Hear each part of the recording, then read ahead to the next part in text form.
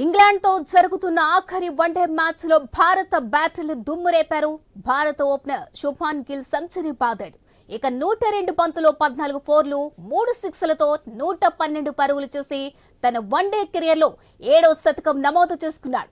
ఇక కోహ్లీ 52, శ్రేయస్ 78 అర్ధ శతకాలతో రాణించారు.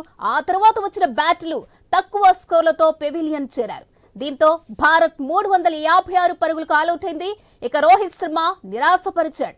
రాహుల్ 40, పాండ్యా 17, అక్షర్ 13, సుందర్ 14, ఇక రాణా 13, హర్షదీప్ 2, కుల్దీప్ 1 పరుగులు చేశారు. ఇంగ్లాండ్ బౌలర్లలో రషీద్ 4, మార్క్వుడ్ 2 వికెట్లు తీశారు. ఇక సాకిబ్, అట్కిన్సన్, రూట్ 1 వికెట్ పడగొట్టారు.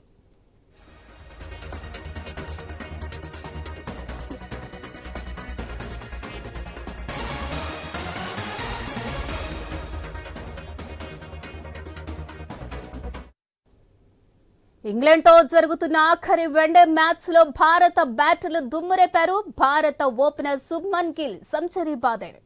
ఇక 102 బంతుల్లో 14 ఫోర్లు 3 సిక్స్లతో 112 పరుగులు చేసి తన వన్డే కెరీర్ లో 7వ శతకం నమోదు చేసుకున్నాడు. కోహ్లీ 52, శ్రేయస్ 78 అర్ధ శతకాలతో రాణించారు. ఆ తర్వాత వచ్చిన బ్యాట్లు తక్కువ స్కోర్లతో పెవిలియన్ చేరారు.